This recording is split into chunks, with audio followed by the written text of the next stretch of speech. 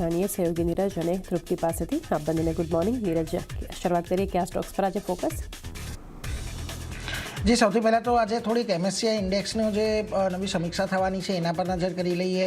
Global અહીંયા MSCI global ઇન્ડેક્સમાં હવે જે સમાવેશ થવાનો છે એમાં ખાસ કરીને એબી કેપિટલનો સમાવેશ અહીંયાથી થશે. આ ઉપરાંત તમને L&T ફાઇનાન્સનો સમાવેશ થતો દેખાશે. IRCTCનો સ્ટોક છે અહીંયાથી બહાર નીકળતો દેખાશે અને ભારતનું જે વેઇટેજ છે 14.4% પર યથાવત રહેતું દેખાશે અને નવા ફેરફાર જે છે 27 ફેબ્રુઆરીથી લાગુ થશે. એટલે ખાસ કરીને તમને આજે આ સ્ટોક્સ છે એની અંદર થોડાક ઇન્ફ્લો આઉટફ્લો શક્ય રહેતા જોવા મળી શકે છે. ધ્યાન રાખીશું એબી કેપિટલની અંદર અહીંયાથી લગભગ 2300-2800 કરોડ અને L&T ફાઇનાન્સનો એક 2155 કરોડનો જે ઇન્ફ્લો છે એ શક્ય છે. IRCTCમાંથી ખાસ કરીને 1277 કરોડનો એક જે આઉટફ્લો છે અહીંયાથી આપણને જોવા મળી શકે છે. EU સ્મોલ ફાઇનાન્સ બેંકની અંદર પણ એક 1558 કરોડના ઇન્ફ્લો અહીંયાથી વેઇટેજ વધવાને કારણે આવી શકે છે. એટલે આ બધા સ્ટોક પર નજર રાખજો. MSCIમાં જે આ બધા ફેરફાર થવાના છે એને લઈને તમને થોડા ઘણા મોમેન્ટમ ટેકનિકલ આવતી જોવા મળી શકે. આગળ વધીએ. ટાઇટન આજના દિવસે ખાસ ફોકસમાં રાખવાનું. પરિણામો આવ્યા છે, મજબૂત પરિણામો છે અહીંયાથી.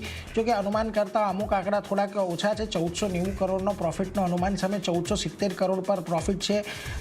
રેવન્યુ અહીંયા અનુમાન મુજબ 22,522 કરોડ પર રહી છે. ગયા વર્ષની સરખામણીએ 40%નો ઉછાળો.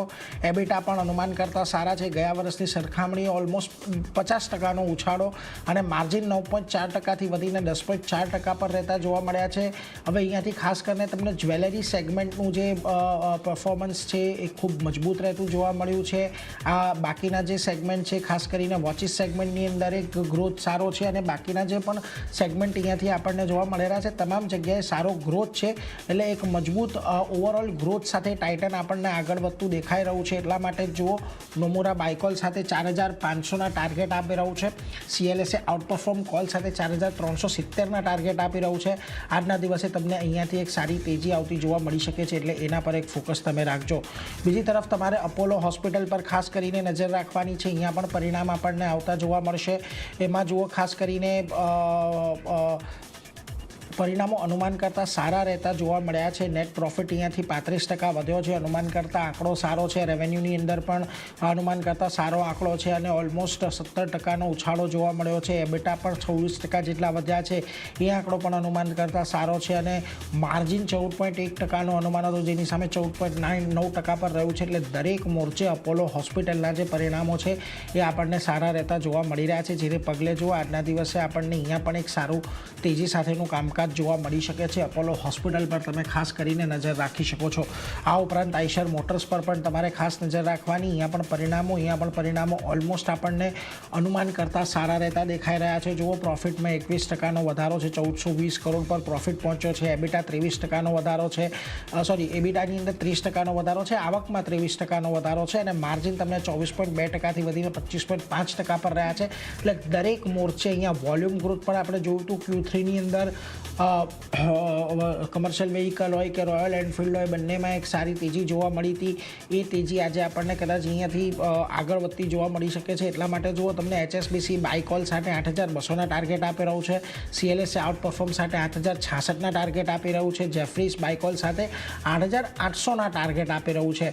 અહીંયાથી દરેક બ્રોકરેજ હાઉસનું પણ એ જ માનવું છે કે જે પ્રકારના અત્યારે આપણને પરફોર્મન્સ જોવા મળી રહ્યું છે, સ્ટેન્ડઅલોન એબિટા અહીંયાથી ખાસ કરીને અનુમાનથી વધારે રહેતા જોવા મળી રહ્યા છે. એ બધું અહીંયાથી એક ખાસ કરીને કંપનીના ગ્રોથમાં મદદ કરશે. આગળ વધો. ગ્રાસિમ ઇન્ડસ્ટ્રીઝ પરિણામો સારા. 26%નો પ્રોફિટ વધ્યો, 25%ની આવક વધી. એબિટા 31% જેટલા વધ્યા. માર્જિન 19.2% હતા ત્યાંથી વધીને 20% પર રહેતા જોવા મળ્યા. એટલે દરેક મોરચે વાર્ષિક ધોરણે અહીંયા પરિણામો આપણને સારા રહેતા જોવા મળ્યા છે. ખાસ કરીને અહીંયાથી જે સ્ટેન્ડઅલોન એબિટા છે એ અનુમાન કરતાં સારો હતો અને કેમિકલ સેગમેન્ટના એબિટા થોડુંક અનુમાનથી ઓછો રહ્યો છે. પરંતુ ઓવરઓલ સ્ટ્રોંગ પરફોર્મન્સ તમને ટેક્સટાઇલ સેગમેન્ટ, VSF સેગમેન્ટ આ બધાની અંદર જોવા મળ્યું. એટલા માટે જેફરીઝ જુઓ બાયકોલ આપી રહ્યો છે. 3500ના લક્ષ્યાંક જેફરીઝ આપી રહ્યું છે. નજર રાખીશું આના પર પણ. બ્રિટાનિયાના પણ પરિણામો આવ્યા છે. પરિણામો અહીંયા અનુમાનથી આપણને થોડાક સારા રહેતા જ જોવા મળી રહ્યા છે. ઇનફેક્ટ એવું કહીએ કે અનુમાન મુજબના પરિણામો છે. કોઈ એટલો મોટો ઉછાળો નથી. પ્રોફિટ 17% વધ્યો. રેવન્યુ 8.2% વધ્યા. એબિટા 16% વધ્યા. માર્જિન 18.4%થી વધીને 19.7% પર. એટલે અહીંયા પણ તમને એક દરેક મોરચે સારો ગ્રોથ જોવા મળ્યો છે. વોલ્યુમ ગ્રોથ અહીંયાથી ઇમ્પ્રૂવ થયું છે અને જે વેચાણ હતું ખાસ કરીને અહીંયાથી ઇનલાઇન રહેતું જોવા મળ્યું છે. એટલા માટે જુઓ નોમુરા બાયકોલ સાથે 7,000ના ટાર્ગેટ આપી રહ્યું છે. આજે તમને બ્રિટાનિયામાં પણ એક તેજી જોવા મળી શકે છે. બીજી તરફ તમને ઓઇલ ઇન્ડિયાના પરિણામો આવતા દેખાયા. પ્રોફિટ અહીંયાથી 16% ઘટ્યો, રેવન્યુમાં લગભગ 0.5% ઘટાડો, એબિટા 9% વધ્યા, માર્જિન સુધર્યા. ટોપલાઇનની અંદર થોડીક સારા પરિણામો, પરંતુ ઓપરેશનલ પરફોર્મન્સ ઘણું સારું છે એટલે થોડુંક આજે કદાચ અહીંયાથી તમને તેજી જોવા મળી શકે. ક્વાર્ટર પરિણામો છે અહીંયાથી ઓઇલ ઇન્ડિયાના, એટલે એના પર એક નજર રાખીશું. અહીંયાથી એક પોઝિટિવ મોમેન્ટમ આવી શકે છે.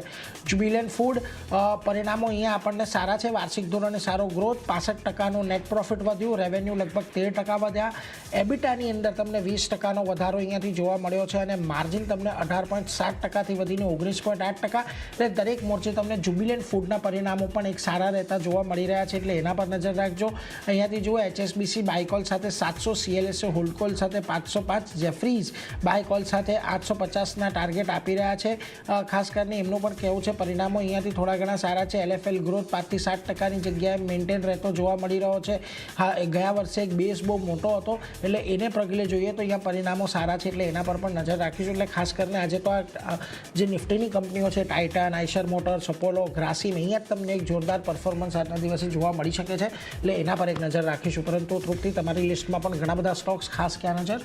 નીરજ, હું પણ શરૂઆત પરિણામથી જ કરીશ. તો ખાસ કરીને ટોરેન્ટ પાવરથી શરૂઆત કરીએ. ખૂબ જ શાનદાર નંબર્સ અહીંયા પણ આપણને જોવા મળી રહ્યા છે. વાર્ષિક ધોરણે નફો અહીંયા 35% આપણને વધતો જોવા મળી રહ્યો છે. આવકના ફ્રન્ટ પર નજર કરશું ત્યાં પણ લગભગ આપણને 4%ના સારા ઉછાળા સાથે આપણને 6,778 કરોડ પર અહીંયા આવક જે છે અહીંયા આવતી જોવા મળી રહી છે. એપિટાના ફ્રન્ટ પર નજર કરશું તો ત્યાં પણ લગભગ આપણે 26%ના ગ્રોથ સાથે 1,403 કરોડ પર અહીંયા એપિટાસના નંબર્સ જોઈ રહ્યા છે. માર્જિનના ફ્રન્ટ પર નજર કરશું, પોઝિટિવ નંબર્સ છે. 17.1%ની સામે આપણને લગભગ 20%ની આસપાસ અહીંયા માર્જિન્સ જે છે તે વાર્ષિક ધોરણે આવતા જોવા મળ્યા છે. ત્યારબાદ નજર કરશું HEG પર.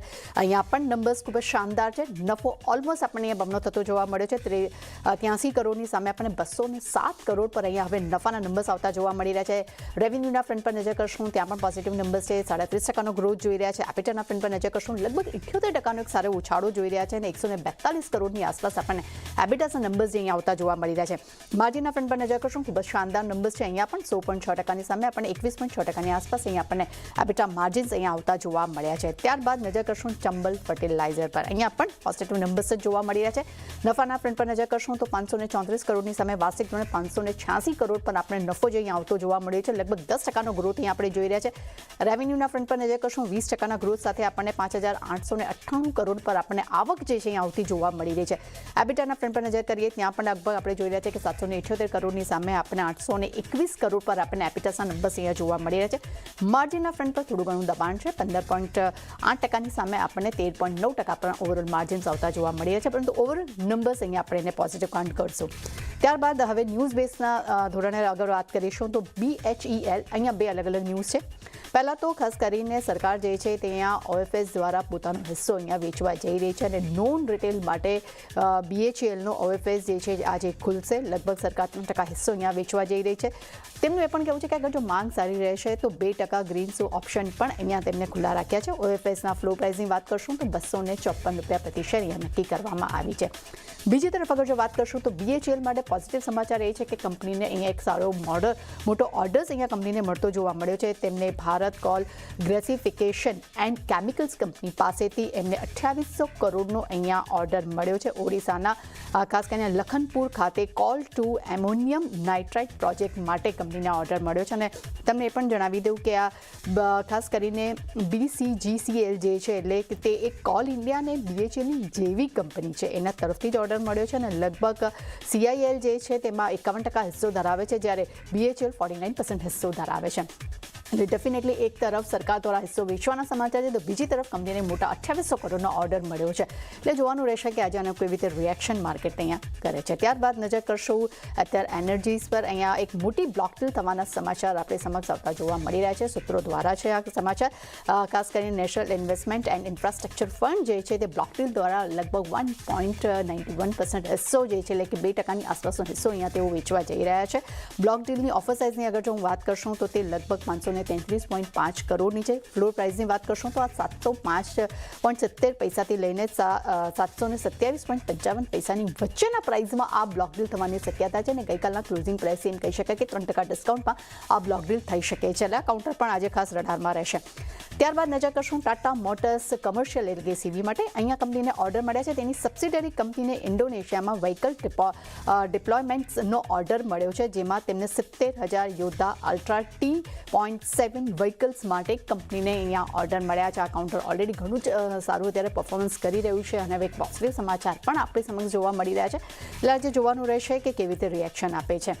ત્યારબાદ નજર કરશું ION એક્સચેન્જ પર. અહીંયા ખાસ કરીને કંપનીને ઓર્ડર મળ્યો છે. તેમને પેટ્રોલિયમ ડેવલપમેન્ટ ઓમાન પાસેથી 1730 કરોડનો ઓર્ડર મળ્યો છે. સબસિડરી કંપનીને ઓર્ડર મળ્યો છે, પરંતુ ખૂબ એક આજે પોઝિટિવ એક્શન કદાચ આપણને આ કાઉન્ટરમાં જોવા મળી શકે છે. અને છેલ્લે નજર કરશું છે ટ્રાયના ડેટા આવ્યા છે, જેમાં ડેફિનેટલી ભારતીય એરટેલની અગર વાત કરશો તો ડિસેમ્બર મહિનામાં તેમને 54.28 લાખ નવા ગ્રાહકો જોડ્યા છે. જીઓની વાત કરશો તેમને 29.6 લાખ નવા ગ્રાહકો તેમાં આપણને ઉમેરાતા જોવા મળ્યા છે.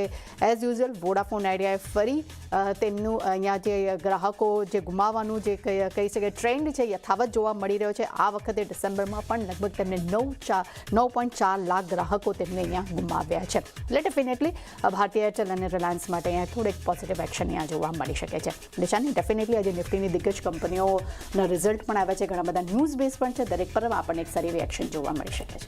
જી આ બધા સ્ટોક્સ